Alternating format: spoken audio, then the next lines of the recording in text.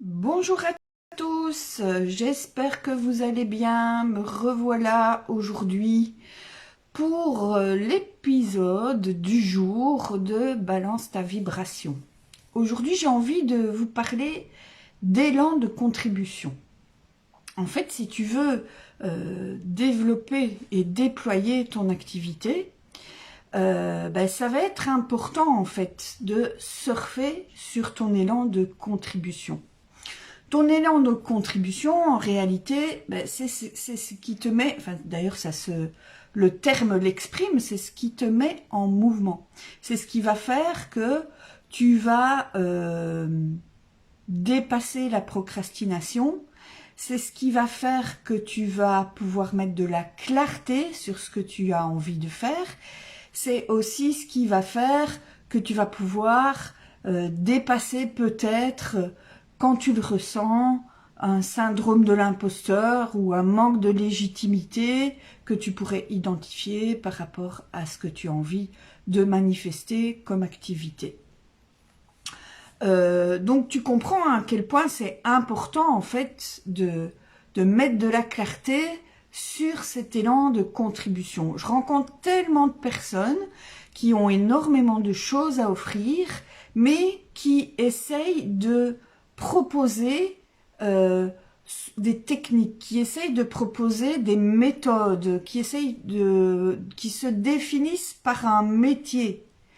Et en réalité, elles ont des difficultés à faire comprendre à l'extérieur, à faire comprendre ce qu'elles proposent, simplement parce que elles n'ont pas mis de clarté sur ce fameux élan de contribution. Sur ce fameux, moi je parle aussi souvent de feu sacré. En fait, c'est clairement, c'est la petite flamme intérieure qui ne demande qu'à s'exprimer.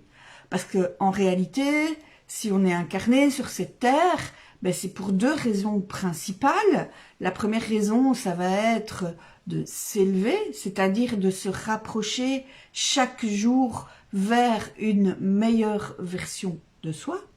Et ça va être de contribuer, d'apporter quelque chose au monde. Et donc, justement, c'est de répondre, ce qui te pousse dans le dos, c'est de répondre à ce fameux élan de contribution. Alors, comment faire pour savoir quel est cet élan de contribution? Comment faire pour le clarifier?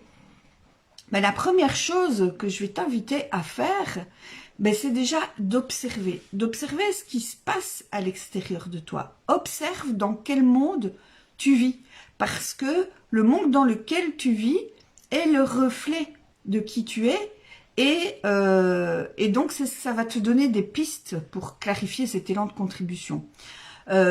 Observe également ta vie, regarde dans le passé comment s'est passée ta vie et quel est le fil rouge en fait que tu peux tirer à partir de là, parce que la vie est très bien faite, la vie est très intelligente, donc les difficultés que tu as dépassées dans ta vie, les traumas que tu as vécus dans ta vie, raconte l'histoire de ta vie, va raconter comment se déploie quelque part cet élan de contribution qui souvent naît d'une de tes blessures, d'une de tes plus grandes blessures que tu as dû transmuter d'une manière ou l'autre, et c'est ce qui a fait de toi qui tu es aujourd'hui.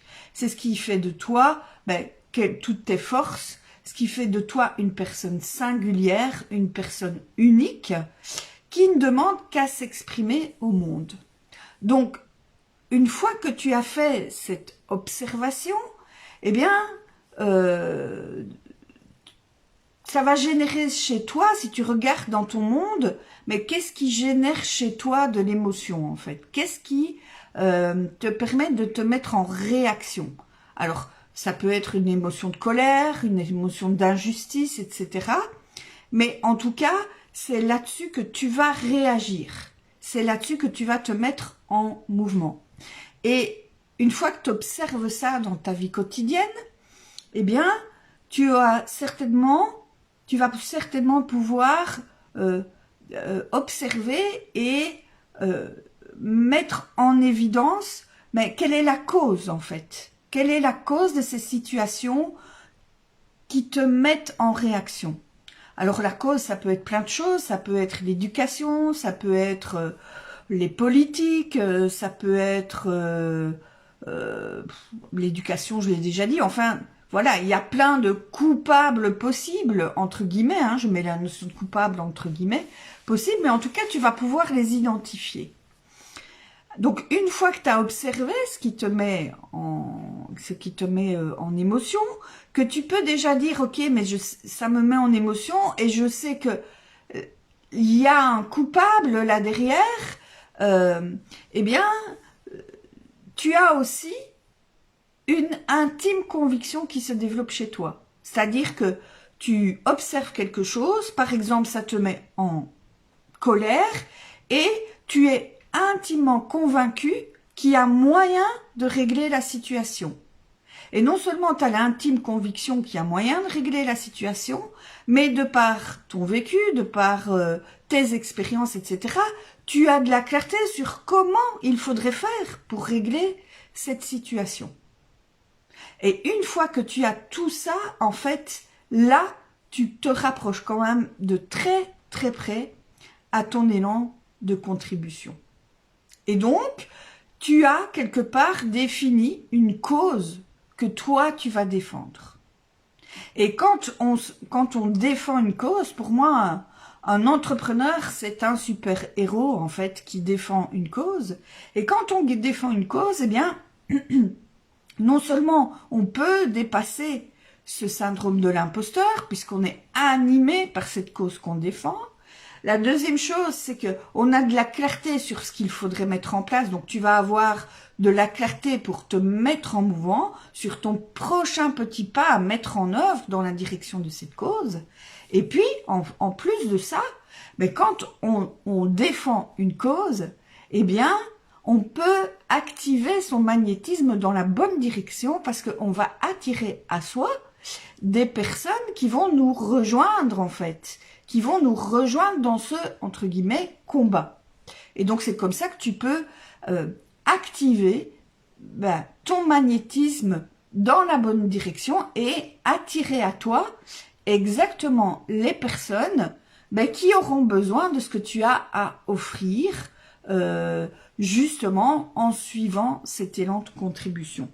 Donc, c'est extrêmement important de prendre le temps de clarifier ça pour que tu puisses sortir de la masse et exprimer pleinement ta singularité et ton unicité. Donc plutôt par exemple de te dire voilà, moi je pratique l'hypnose, je suis praticienne en hypnose, eh bien tu vas pouvoir te présenter de manière, ou alors je suis praticienne holistique, j'en rencontre énormément. Alors quand on dit ça, holistique, ça veut tout dire et rien dire, ça veut dire qu'à l'extérieur, personne ne comprend vraiment ce que tu fais et tu as peut-être des grandes difficultés à faire comprendre ce que tu fais. Par contre, à partir du moment où tu connais ton élan de contribution et que tu peux clarifier la manière de l'exprimer au monde, tu vas sortir de là, tu vas sortir du fait de présenter ton métier, mais tu vas exprimer la cause que tu défends. Donc, par exemple, je donne un exemple parmi tant d'autres, mais moi, je suis là pour aider les mamans débordées à prendre du temps pour elles. Là, du coup, tu vas devenir magnétique par rapport à ces mamans débordées. Parce que tu défends la cause de toutes ces femmes qui, parce qu'elles sont mamans, se privent peut-être d'avoir une vie plus épanouie, simplement parce qu'elles se sentent débordées par leur quotidien et le fait d'élever leurs enfants. Voilà, juste à titre d'exemple. Donc voilà pourquoi c'est important de mettre de la clarté sur quelle est cette petite flamme, quel est ce feu sacré, et comment faire pour surfer sur cet élan de contribution et de cette manière-là, attirer à toi exactement les personnes qui ont besoin de ce que tu as à leur offrir. Voilà, j'espère que l'épisode d'aujourd'hui t'aura inspiré. Si c'est compliqué pour toi de mettre de la clarté sur cet élan de contribution, sache que je suis là pour t'aider. Donc tu peux booker avec moi un rendez-vous et on prendra un temps ensemble, un temps au cours duquel je te poserai des questions. Je vais te poser pas mal de questions pour t'aider à mettre de la clarté sur tout ça. Voilà, je vais mettre ici juste en dessous dans les commentaires, une fois que ce live sera terminé, je te mettrai le lien vers mon agenda et je serai ravie en tout cas de prendre un temps pour en discuter avec toi. Voilà, c'est fini pour aujourd'hui. Je te souhaite une belle fin de journée et je te dis à demain. Ciao!